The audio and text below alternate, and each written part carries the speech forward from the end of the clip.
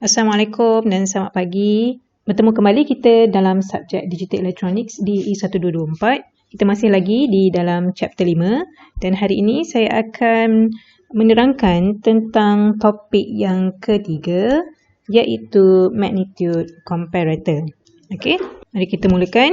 Apa itu magnitude comparator? This circuit will compare the magnitude of two binary numbers to determine the relationship between them. Okay, let's say kita ada dua nombor iaitu nombor A dan juga B. Okay, kita akan compare di antara dua nombor A dan B ni apa dia punya relationship between A and B in terms of greater than, less than and equal.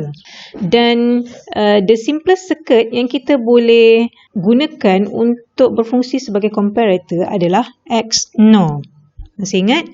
XNOR gate. Ini adalah simbol untuk XNOR gate. Tetapi XNOR ni boleh compare dari segi equality sahaja. Okay, jadi dia tak boleh compare for greater than ataupun less than. Kita tengok balik, recall balik truth table XNOR gate. Okay, jadi kita nampak kat sini bila A equals to 1 and B equals to 1, the output is high. When A equals to 0, B equals to 0, the output is high. And when A equals to 1, B equals to 1, the output is high as well. So kita nampak bila A dan B sama, the output will be high. Bila A dan B berbeza, the output will be 0. Okay. Dan kita boleh tulis equation untuk XNOR gate ni, C sama dengan A dot B plus A bar dot B bar. Kita akan gunakan equation ini sebagai equality punya equation. Okay, which is A sama dengan B. Okay, later on nanti kita akan guna balik equation ni untuk menentukan sama ada the input is equal or not. Kita tengok contoh how to design magnitude comparator if we have two bits number. Kita ada A ada 2 bit dan B juga ada 2 bit. Dan output of the magnitude comparator kita ada 3 output iaitu A greater than, A equal and A less than B. Okay. Since kita ada dua bit number iaitu A1 dan A0, B1 dan B0. So total input yang kita ada adalah 2 kuasa 4 sama dengan 16 possible combinations iaitu daripada 0000 hinggalah ke 1111.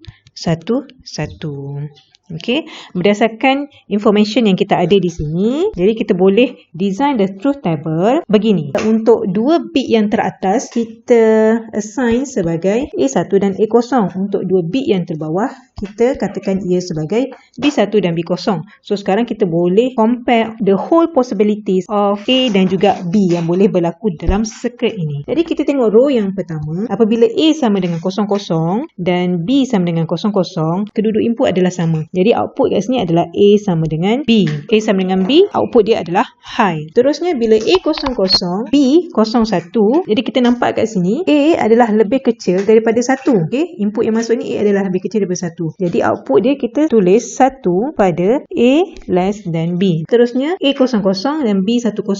Masih lagi A kecil daripada B. Jadi output sama dengan 1 pada A less than B. Seterusnya A 00 dan B 11. Jadi kita ada kat sini output A less than B equals to 1. Kita tengok lagi seterusnya A adalah 01, B adalah 00. Jadi dekat sini apabila kita compare, kita dapati A greater than B. Jadi output dekat sini kita tulis pada A greater than B, the output adalah 1.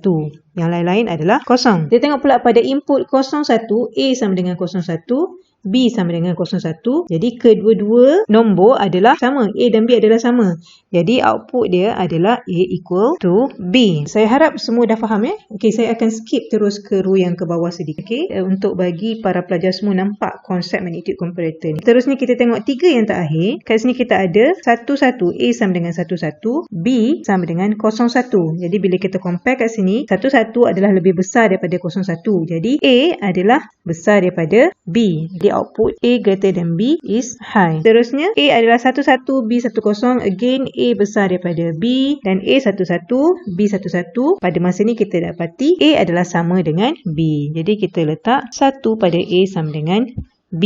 Bagi input yang sedikit, maksudnya bila kita ada nak compare dua nombor, setiap nombor ada dua input, kita boleh design menggunakan truth table yang seperti ini. Tetapi jika kita ada setiap nombor mempunyai bilangan bit yang lebih besar, truth table akan jadi lebih panjang. Cuba kita bayangkan kalau A ada 4 bit, B ada 4 bit. Jadi kita ada A 4 bit, B juga 4 bit input. Jadi kita ada total 2 kuasa 8 bit input bersamaan dengan 256 possible inputs. Jadi untuk menulis truth table sebanyak 256 input itu adalah sangat panjang. Kita boleh simplifykan the truth table menggunakan contoh seperti di bawah. Ini adalah contoh untuk dua 4 bit numbers. Okay, kita ada A 4 bit dan B juga 4 bit. Jadi total possible input ada 256. Okay, output dia masih sama. Kita nak tengok